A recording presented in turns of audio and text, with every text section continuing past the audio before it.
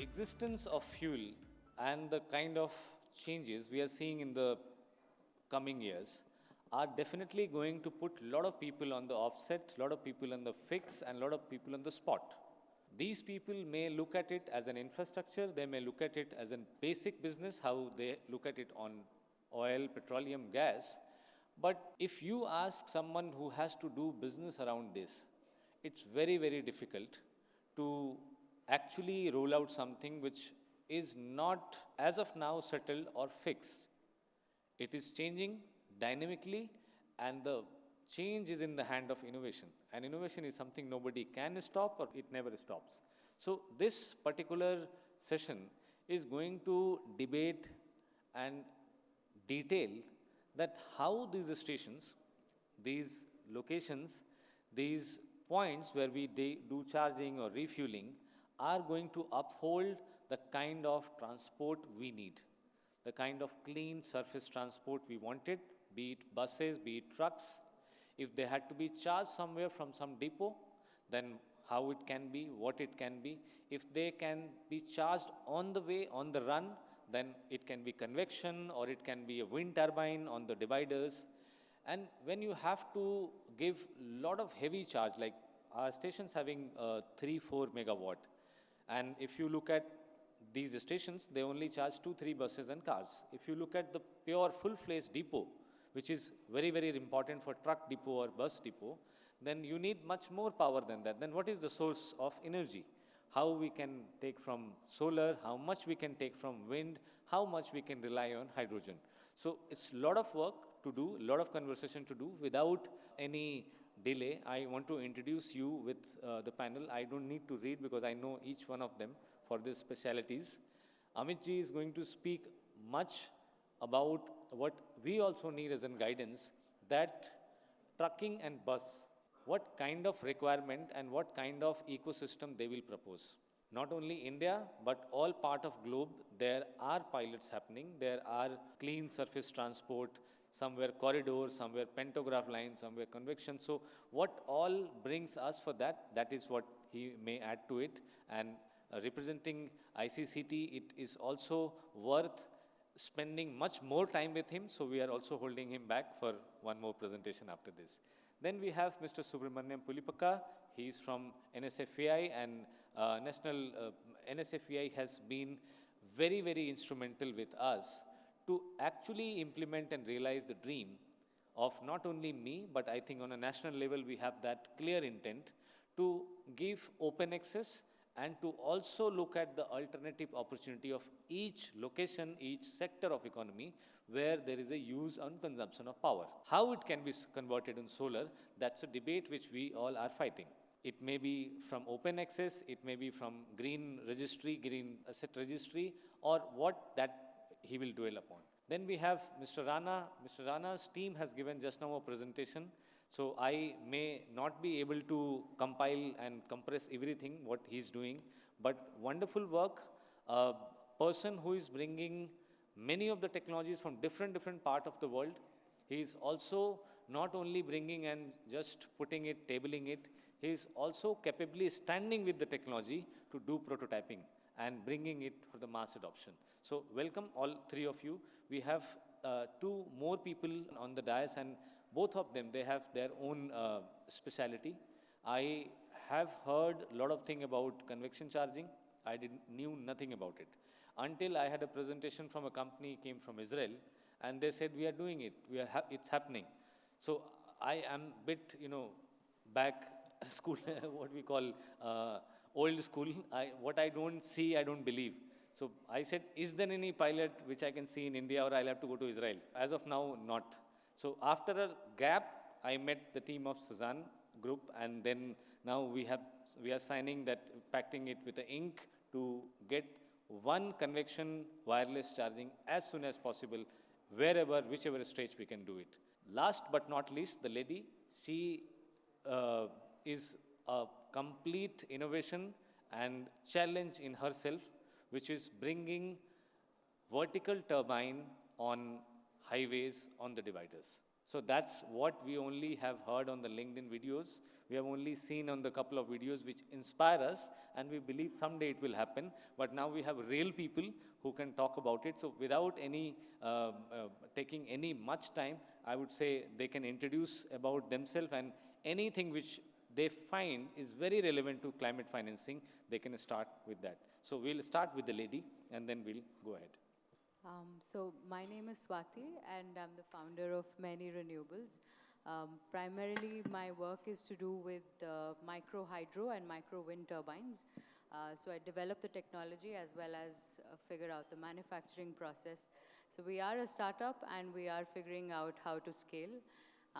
So we are in that so-called valley of death at the moment to commercialize, but we are looking at a lot of prospects, thanks to a recent introduction to Mr. Abhijit as well, where we were shown that there is a lot of potential and possibilities in the future.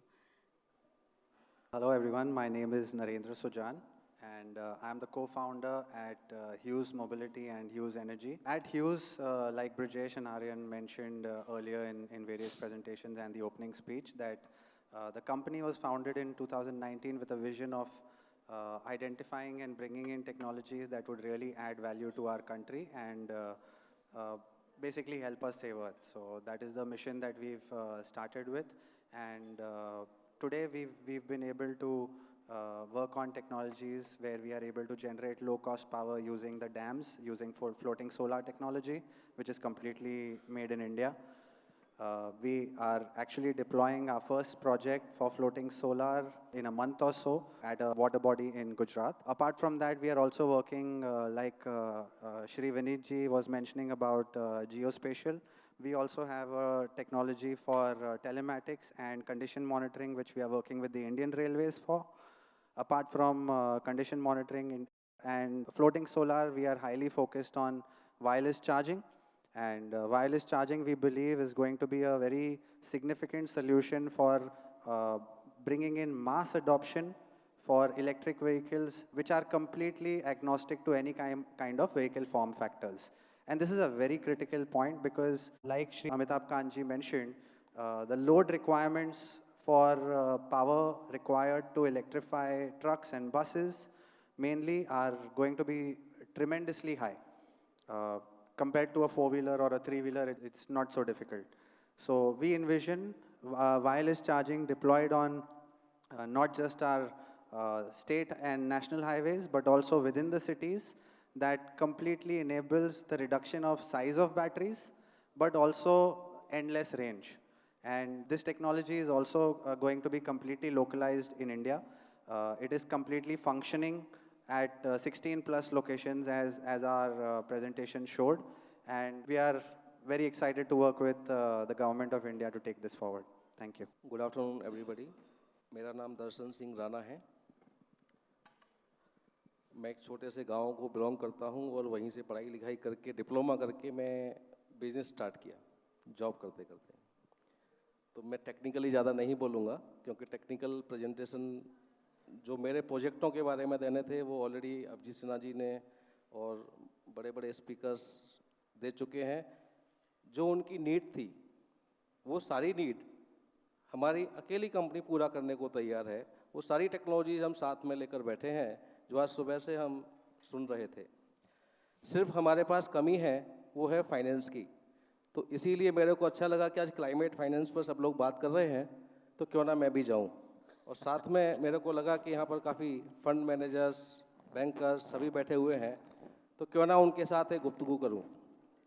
तो आज का मौका मेरे लिए बहुत अच्छा है.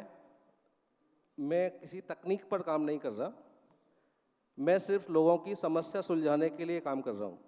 हमारी सारी कंपनीज ऐसे सब्जेक्ट पर काम कर रही हैं कि जो जड़ से जुड़ी हुई समस्या है. गांव का रहने वाला हूँ तो गांव की छोटी छोटी समस्याएं मुझे पता है. मैं बड़े बड़े पावर ग्रिड से पावर नहीं दे सकता, तो छोटा सा एक इंडिविजुअल ग्रिड बना के मैं पावर देना चाहता हूँ. जैसे अभी आप सभी सुन रहे थे कि पावर ग्रिड पर काफ़ी लोड आ रहा है. अभी जैसे जैसे हमारी पावर की समस्या बढ़ेगी तो हमारे को ग्रिड सपोर्ट नहीं कर पाएंगे, इसलिए ग्रीन ग्रिड बनने जा रहे हैं. वो आएंगे तब तक हमारी ईवी का लोड इतना हो जाएगा कि हम और आप संभाल नहीं पाएंगे. उसके लिए हमें मिनी ग्रिड की ज़रूरत है. तो मेरे साथियों से मैं आग्रह करूंगा कि मेरे इस प्रोग्राम में वो भी साझेदार बने कि जो लोग सोलर से जुड़े हैं, जो लोग ग्रीन एनर्जी से जुड़े हैं, वो माइक्रो ग्रिड पर भी काम करें। क्यों ना हम माइक्रो ग्रिड तैयार करें जो हर गांव को अलग से हम एक ग्रिड दे सकें, हर पावर स्टेशन चार्जिंग स्टेशन को हम एक ग्रिड दे सकें, तो हम उस पर काम साथ मिलकर करें। धन्यवाद। बहुत बहुत सुंदर परिचय दर्शन जी। मैं एक बात इसमें आपके परिचय में जोड़ना चाहता हूँ कि शुरू में जब 2018-19 में नेशनल हाईवे शुरू हो रहा था, मुझे कुछ ज़्यादा आइडिया नहीं था। मैं बैंक से आया था, तो मुझे फाइनेंस तो समझ में आता है थोड़ा बहुत, ब्लाइंडेड फाइनेंसिंग उस वक्त सुना नहीं था कभी, लेकिन ईवी बिल्कुल नया था मेरे लिए। और आदेश ऐसे थे कि आप बनाओ हाईवे, वो भी इलेक्ट्रिक। तो मैं कॉन्फ्रेंसेस में जाता था, अपनी बैकग्राउंड की वजह से कभी कभी बोलने का भी मौका मिल जाता था, तो बात होती रहती थी उसमें मैं वो बात को काट करके फाइनेंस पे लेके आता था। ठीक है, ये सब इलेक्ट्रिक आएगा तो अच्छा हो जाएगा, पॉल्यूशन कम हो जाएगा, ये सब मैं समझ गया, पैसा किधर से आएगा? So I used to press a different conversation on finance on many other occasions. I am happy that today's conversation is on the finance. So हम लोग बैंक वालों के लिए तो अच्छा है, but many places what you said is absolutely right. It starts with finance. When we speak about a climate related matter which require huge investment, they all are capital intensive projects. It should start with finance and it should at least reach to profitability or break even. Before that, anybody's, if you believe which is the most greediest species in the world, then it's us, nobody else. Nobody is harming earth as much as we are doing as a human. So it should start with finance and I'm 100% resonating with you. आपका परिचय मुझे बहुत अच्छा लगा, तो मैंने ये बात आपके परिचय में जोड़ दी। Over to you. Subramaniam. Good afternoon, everyone. I am Subramaniam. I am the CEO of National Solar Energy Federation of India. At NSCFI, we are India's largest advocacy body for renewables. We've been at the forefront of advocating for solar and now broader renewables since last 10 years. Our areas of advocacy are not just limited to large solar installations, but also distributed solar, rooftop and all. Over the last 3 years, we have increased more of our focus on distributed renewable energy sources and their penetration. You must be aware of the new schemes and also government initiatives to promote distributed renewables, rooftop, open access, both on C&I and residential front, and also KUSUM in terms of pumps. We strongly believe that the Indian government's target of achieving 500 gigawatt of RE by 2030, out of which at least 280 to 300 should come from solar. We believe that is achievable, but that is just the beginning. We have a huge potential. Like Dr. Rana was mentioning, our electricity demand is increasing at a higher proportions than it was projected. And as you all know, our GDP is also increasing at an unprecedented rate. So both of them are interlinked. And we believe that our electricity demand will be largely driven by more market-driven, more industry-driven, and more mobility-driven aspects.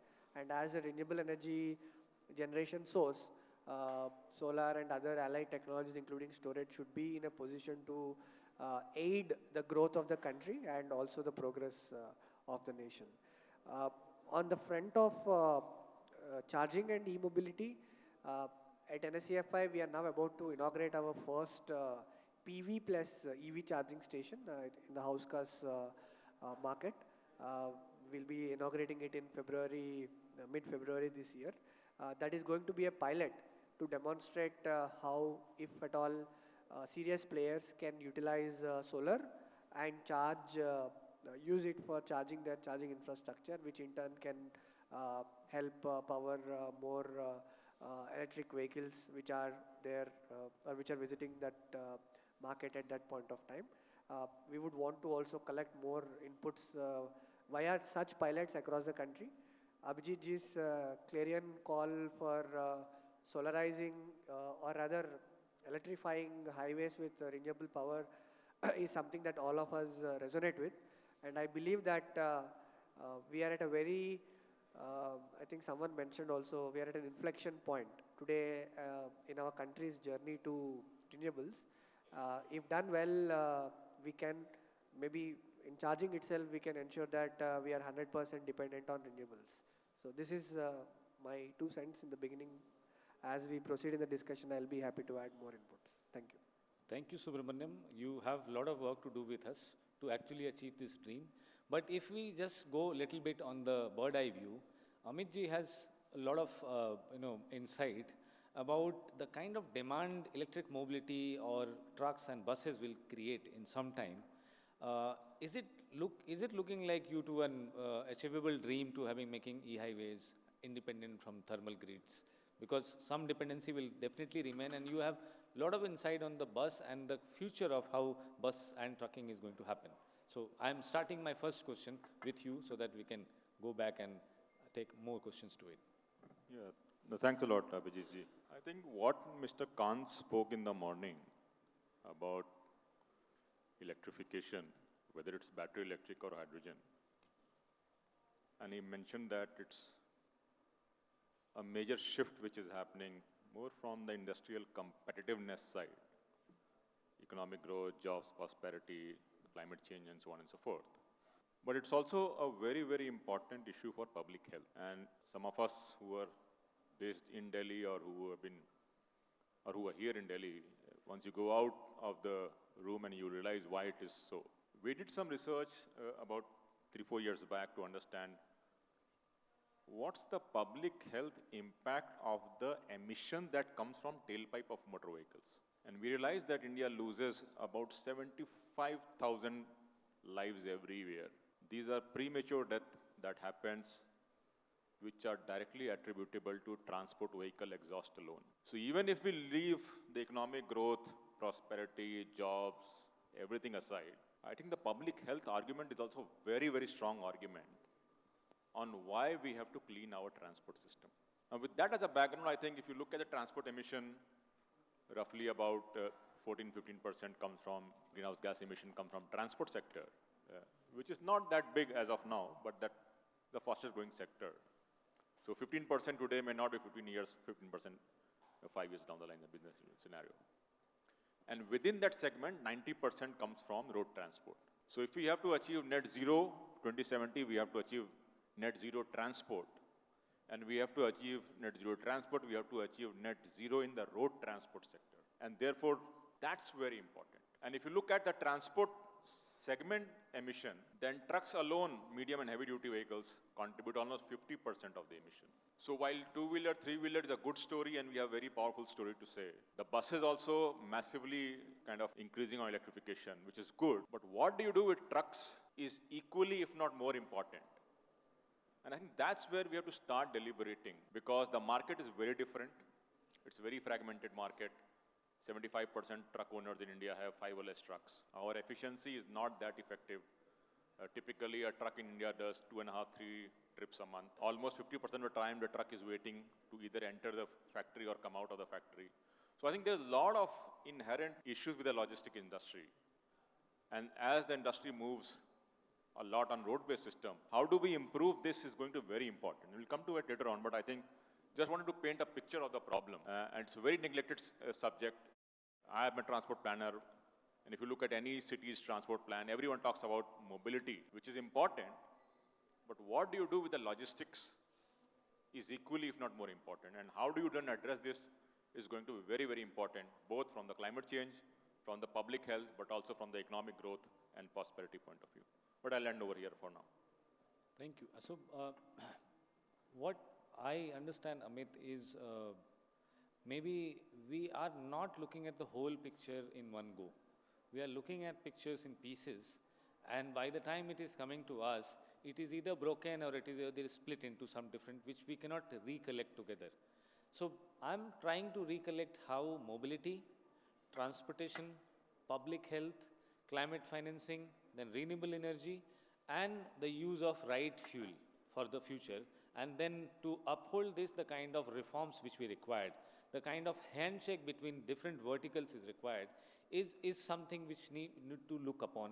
And if we manage to bring at least one of those projects, which turned out to be profitable, which also turned out to be smooth to implement, scalable, and also giving on a very low cost, competitive price to users, to consumers. They want to use a vehicle, they want to go by car, bus, two-wheeler, three-wheeler. So the accessibility is to people, which they want to be in their pocket, in their use, in their reach, very simple. But to deliver that accessibility, we have to work extensively on a complex interministerial, sometime intervertical, intersectorial equation. Subramaniam, you have to work with much more than this. You do not have a sector which is your sector. Renewable energy is for everybody. It is for the entire, all 30 different economies. They have to decarbonize themselves. They are looking on the alternatives. They are also trying to, take possible resources in their hand to optimize it. Somewhere they can generate, somewhere where they can use. So how do you look at it that this transportation, decarbonization, the dependency on grid, are we doing enough or we are little late and we need to speed up? What is your prescription for this? Thank you, Abhijit ji. I think that's a very, very important question, and you have put me on a very tricky spot. When we look at the electricity demand or energy demand, primarily it comes from three sectors: industry, mobility, and of course, agriculture. Today, government of India has, in one way or the other, like Mr. Bhatt was mentioning, tried to look at the larger mosaic while framing policies for renewable energy. Be it a dedicated green energy open access aimed at industries, which will not only benefit industries but also can help mobility, is one such example. Now, to come back to your question, I think there are three key elements of mobility decarbonization, in my opinion.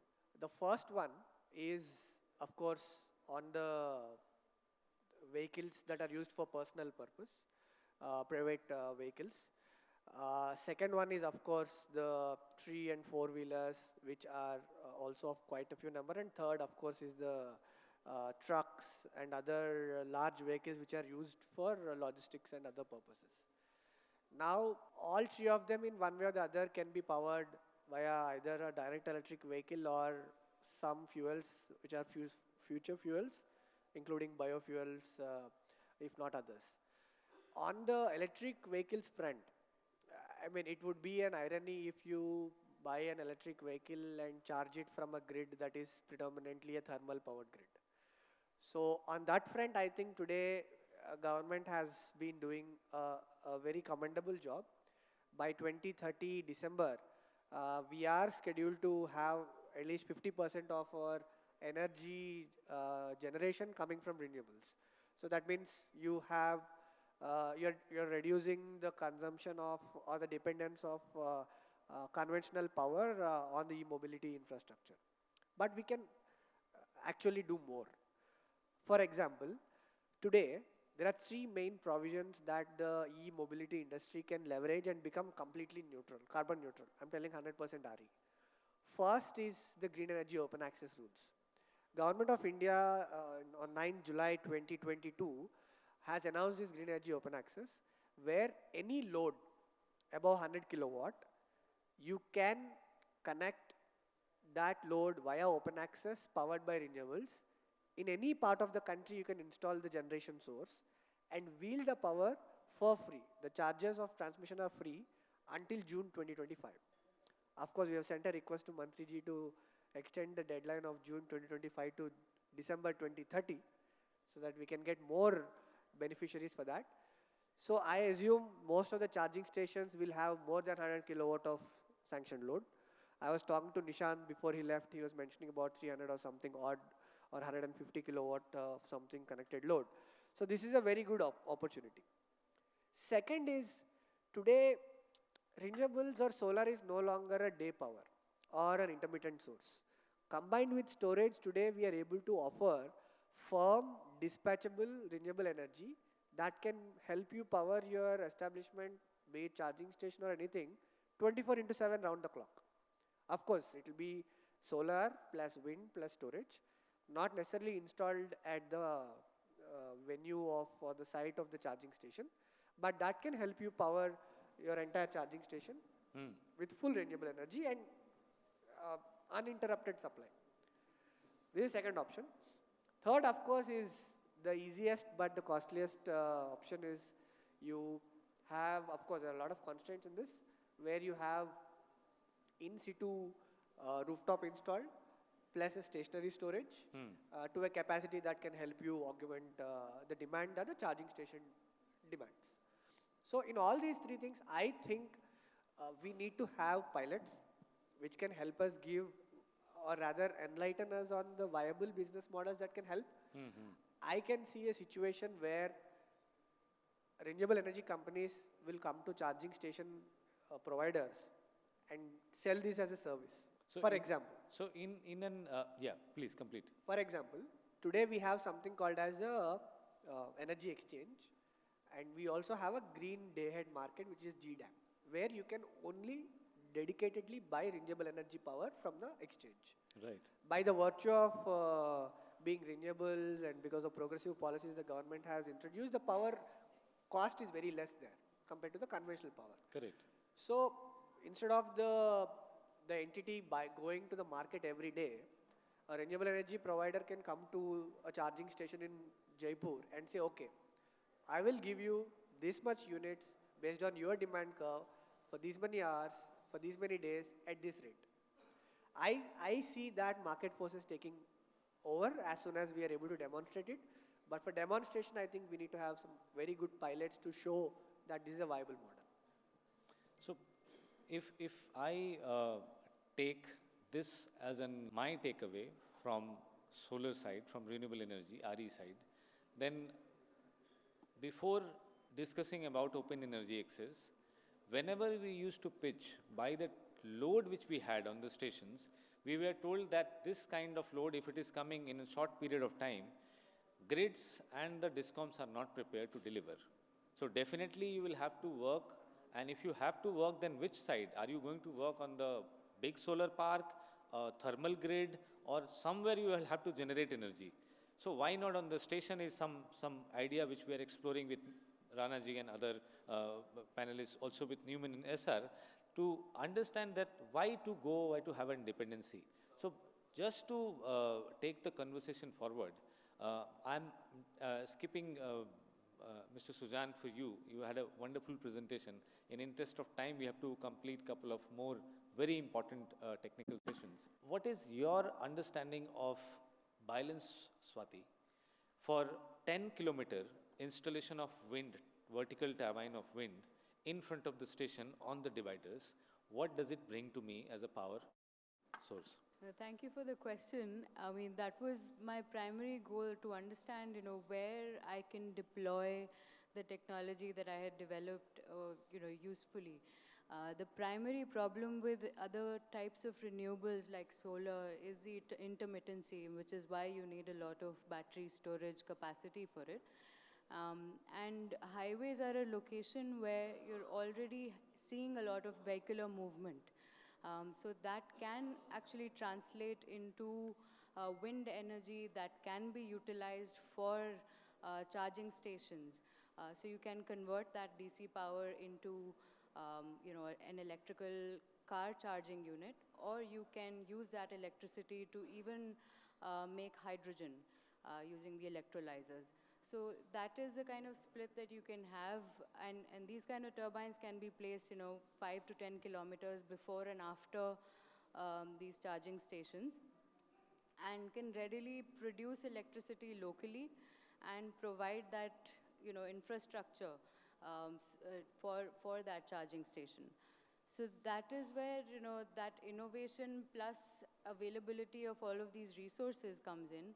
Just And for the enlightenment of audience, 10 kilometers of installation in front of the station, what is the total expected? I'm not just asking a commitment, but just a rough idea of how many kilowatt, megawatt, whatever it can bring. So we can have at least 3 megawatts of power just coming from these wind turbines. If we are to have 10 kilometers, every 50 meters we would have a wind turbine located. And then from each one of them, you can have a total installed capacity of 3 megawatts or so. I wish this wonderful conversation going on and on and on, and I have some notes to take, do some calculation with Swati and start working on the prototype. But in the interest of time, I may not be able to take another round of questions.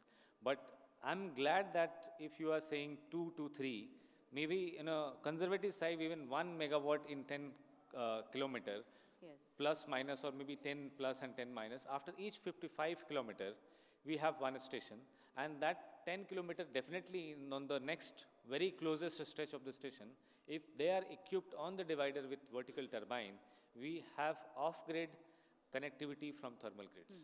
And we then resonate or switch to solar also to an extent on the rooftop, and if not, then we can go for open registry to have something. So I'm progressing somewhere, not very concrete, but just to take it forward. Any very quick 1 minute closing remark from all of you? Maybe Mr. Sujan and Rana would be, after you, Swati, you do your remark, then. 1 minute, fast closing remark. Yeah. So I think when it comes to deployment of technology, I as a startup, I'm quite ready to do that.